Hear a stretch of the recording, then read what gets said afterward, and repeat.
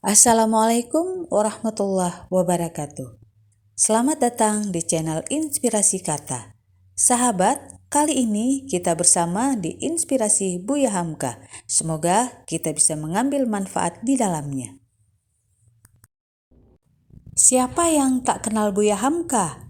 Ulama dan sastrawan besar, orang termasyhur dengan karya padat nilai. Kutipan-kutipan bijaknya kerap dijadikan nasihat kehidupan, inspirasi, dan motivasi.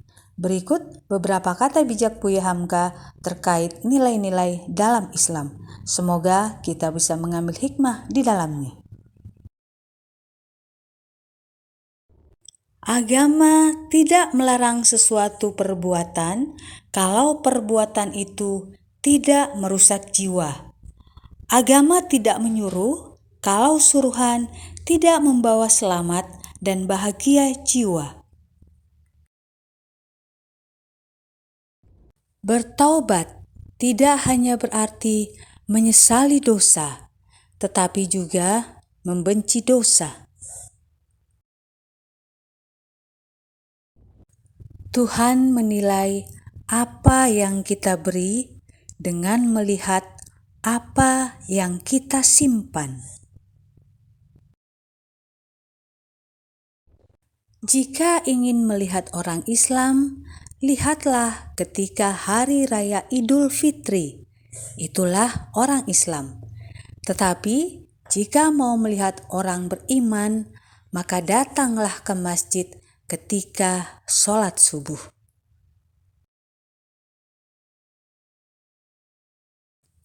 Jika girah telah hilang dari hati, gantinya hanya satu, yaitu kain kafan 3 lapis, sebab kehilangan girah sama dengan mati. Jangan tangisi yang telah hilang, tapi syukuri yang masih ada. Jika kau goreskan luka di hati ibumu, surga sudah bukan menjadi milikmu. Orang beradab pasti pandai menghormati keyakinan orang lain, walaupun dia sendiri tidak sesuai dengan keyakinan itu. Semua waktu adalah waktu yang tepat untuk melakukan sesuatu yang baik. Jangan menjadi orang tua yang masih melakukan sesuatu yang seharusnya dilakukan saat muda. Kalau hidup hanya sekedar hidup, kera di rimba juga hidup. Kalau kerja hanya sekedar kerja, kerbau di sawah juga kerja. Salah satu pengerdilan terkejam dalam hidup adalah membiarkan pikiran yang cemerlang menjadi budak bagi tubuh yang malas yang mendahulukan istirahat sebelum lelah. Iman tanpa ilmu bagaikan lentera di tangan bayi, namun ilmu tanpa iman bagaikan lentera di tangan pencuri. Tidak ada harga atas waktu, tapi waktu sangat berharga. Memiliki waktu tidak menjadikan kita kaya, tetapi menggunakannya dengan baik adalah sumber dari semua kekayaan. Yang melemahkan semangat ada 2. Pertama, prasangka. Kedua, hati busuk. Jika engkau fakir miskin, senangkan pula lah hatimu, karena engkau telah terlepas dari suatu penyakit jiwa, penyakit kesombongan yang selalu menimpa orang kaya. Jika engkau telah mengetahui sesuatu, hendaklah engkau terus mempelajarinya sampai tahu benar. Dalam situasi apapun, jangan biarkan emosimu mengalahkan kecerdasanmu. Ada 3 rukun yang benar dan perlu dalam mencapai keutamaan, yaitu dengan tabiat, dengan pengalaman, dan dengan pelajaran. Dan kalau engkau belum tahu, katakan terus terang bahwa engkau belum tahu. Itulah dia pengetahuan. Orang yang mengaku segala tahu bukanlah orang yang berpengetahuan.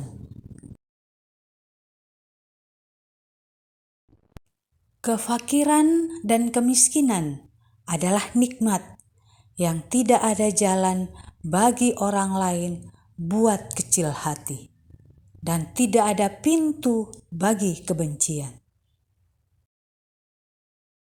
Senangkanlah hatimu, karena tiada orang yang akan hasad dan dengki kepada engkau lagi lantaran kemiskinanmu.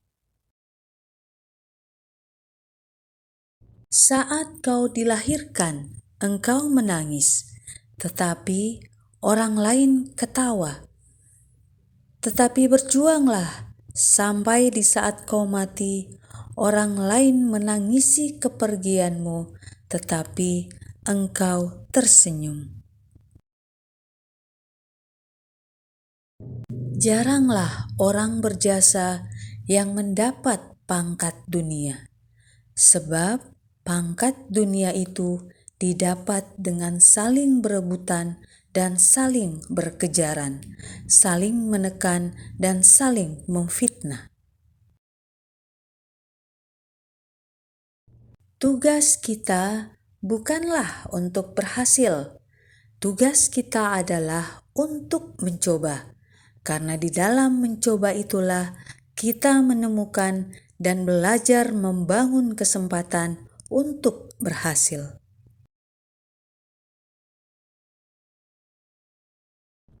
Kata-kata yang lemah dan beradab dapat melembutkan hati dan manusia yang keras. Semakin banyak ilmu, semakin lapang hidup. Semakin rendah ilmu, semakin sempit hidup.